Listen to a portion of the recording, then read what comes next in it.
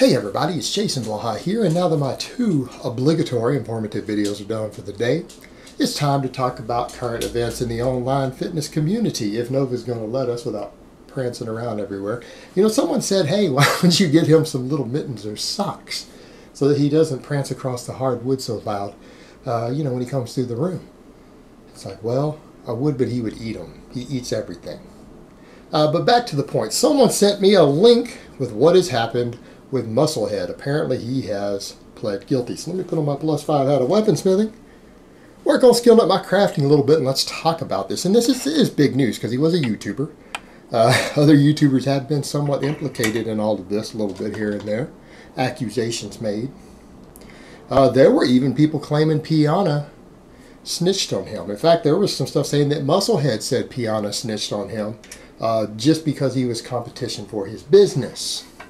Now, I don't believe that, and the reason I don't believe that necessarily is Musclehead probably wasn't big enough to be an issue there. Number two, Piana was already having to kind of get out of California because the DA and everyone else is already kind of all over him. I've definitely heard stories about that. You got all that to factor in, and then, of course, the fact that this guy did everything so public that it's no shock he got caught. No shock he got caught. No one needed to snitch on him. He pretty much snitched on himself doing so that public. I mean, guys, here's how it works. Here's how it works. If you're going to do illegal stuff, don't snitch on yourself. Don't do it in the public. I mean, at the end of the day, I guess this is what most cops will tell you the same thing. Most criminals, career criminals, are usually not very bright. Usually not very bright. We'll get into that in a minute. But, you know, he is accused of making some counterfeit steroids. And people need to understand what that means. It doesn't mean they were all fake. It means that it was fake laboratory, meaning they pretended like it was from a specific company that makes pharmaceutical stuff, and he didn't. He mixed his own concoctions himself and pretended it was whatever lab. They were actually using stuff from another lab called Onyx Lab that is a real medical company. Now, the other interesting thing there, and I'll jump into the case in a second, but the interesting thing there, too, is that a lot of people have accused Cassidy of having bought from him. Now, that would explain why Cassidy didn't get many gains. It would explain why he didn't get a lot of gains. He probably got a little bit. He got stronger. He had a little muscle. He's still tiny. He's still weak. He may not be weak. I guess people are saying his pressing got pretty respectable, actually. But by that same token, I'm familiar with this company. I told you guys before, a guy I knew was showing me, oh man, he had been on this stuff and he was using a pretty good amount, like close to 1 gram a week of a mix of their stuff, right? And he was showing me that he knows it's really, really good because the quality of the label was so great. Remember you guys mentioned me mentioning that he was showing me the label, how slick the label was with the hologram and everything, and that meant it was high quality. He hadn't gained hardly anything. He said he had only gained like 2 pounds in 8 weeks. And I saw almost no change. Like, I couldn't tell that he had been using stuff, and he was like 8 weeks in. But you guys remember me talking about the label, right? I mentioned that, so it's kind of letting you guys know I did see it. I have seen a few bottles of this stuff in person from a guy I knew.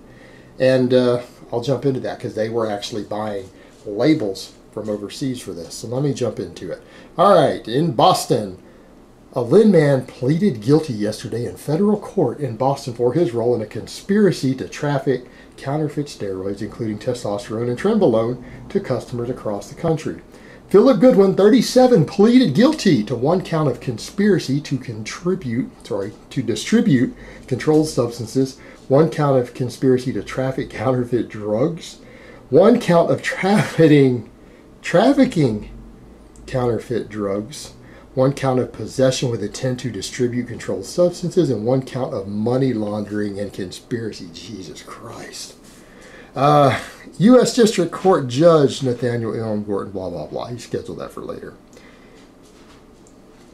According to court documents from approximately May 25th until April 12th, 2017, the conspirators manufactured steroid products made from raw materials purchased overseas in Goodwin's home and marked them as Onyx steroids using Onyx labels that were also ordered from overseas suppliers. Onyx, now owned by Amgen Inc., is a legitimate pharmaceutical company that does not manufacture steroids but they were using their labels because they have really nice holograms and everything. The defendants allegedly sold the steroids to customers across the United States using email and social media platforms. Stupid. Collected payment through money remitters such as Western Union and MoneyGram, that's normal, and used false identification in multiple remitter locations to pick up the proceeds. From the defendants laundering proceeds from the steroid sales through Wicked Tan LLC, a tanning business located in Beverly, which they owned and operated specifically to launder the proceeds of the steroid operation. Oh my God. Okay, guys, and here's where we get to how bad this guilty pleas are, because this is like, what, 5 felonies? Pled guilty to multiple felonies. The charges of conspiracy to traffic and counterfeit drugs and conspiracy to distribute controlled substances provides for a sentence of no greater than 5 years in prison, 3 years of supervised release, and a fine of up to $250,000 or twice the gross gain or loss of the conspiracy. The charge of possession of a controlled substance, this is the next felony, provides for a sentence of no greater than 10 years in prison, 3 years of supervised release, and a fine of up to $250,000. Or twice the gains or loss of the conspiracy. All right, this is the first two. The charge of trafficking in counterfeit drugs provides for a sentence of no greater than 20 years.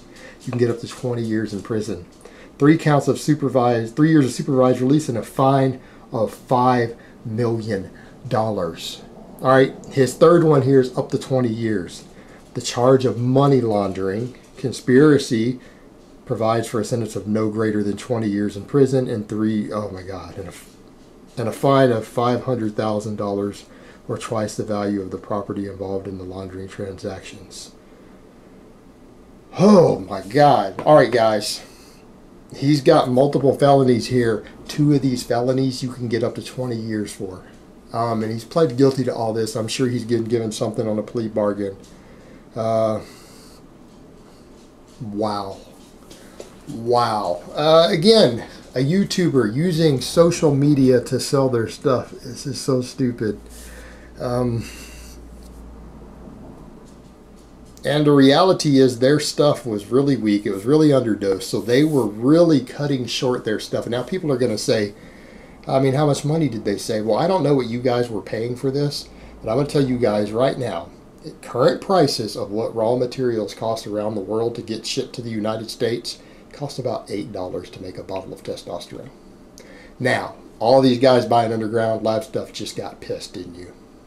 A lot of you guys are like, what, I've been paying $50 a bottle. I've been paying $80 a bottle. Cost $8.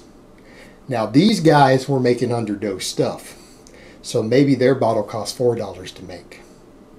The guy I knew said he paid $75 a piece for the bottles that he had. Man.